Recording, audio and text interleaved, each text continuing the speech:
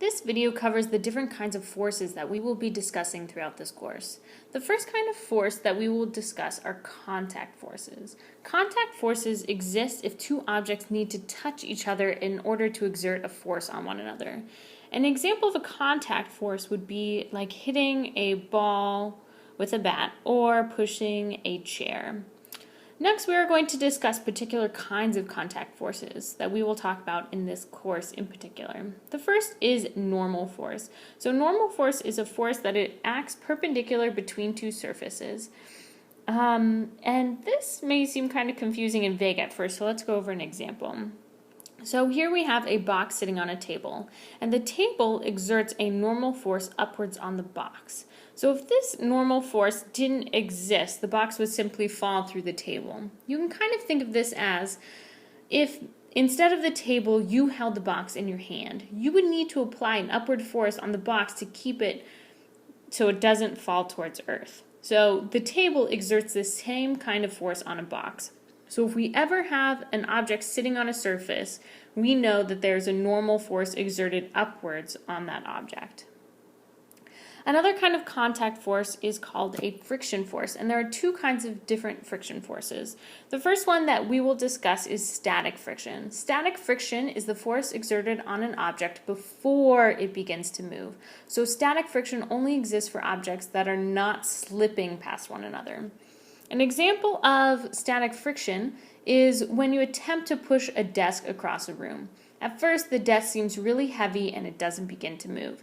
This is because of static friction, and the static friction is preventing it from moving. Once the desk does begin to move, another kind of friction force called kinetic friction is exerted on the object. So kinetic friction is the friction between two surfaces when the objects are slipping past one another. So kinetic friction is the reason why it is difficult to push your desk across the carpet in your room compared to, let's say, an ice rink. Both friction forces depend on the normal force of the object and the surfaces of the two objects. So if we have a high normal force, which means that we have a very heavy object, and a high coefficient of friction, which means we have two very rough surfaces, a microscopic view of the surfaces may look like this: rough edges close together. If we have a high normal force but low coefficient of friction, which means we have two smooth surfaces, a microscopic view of the surfaces may look like this: smooth edges close together. And if we have a low normal force, which means we have a light object on top of a surface and a low coefficient of friction, a microscopic view of the surfaces may look like this. So we have smooth edges further apart. And if we have a low normal force and a low coefficient of friction, a microscopic view of the surfaces may look like this: rough edges further apart.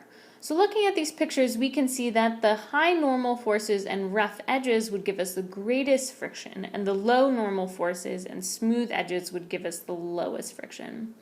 We also have two more contact forces. There's a tension force, which is exerted whenever a rope is used to pull an object. So here we have a girl pulling a box, and therefore a tension force is exerted on the box and is directed towards the direction of the rope.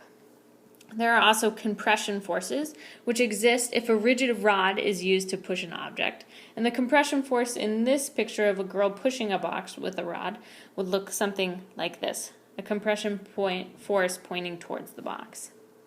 Now let's discuss some non-contact forces. The main non-contact force that we will discuss in this class is weight, which is also known as force due to gravity. Weight is the force that holds all the objects to the ground. If there is ever an object on Earth, it has a weight force. There are also magnetic forces, which is like holding a magnet close to a fridge. You would feel an attractive force. And there are also electric forces, which are used in situations where like charges repel and opposite charges attract. So these last two non-contact forces, magnetic and electric forces, we won't really discuss that much during this section, but we will delve into these further on in the year.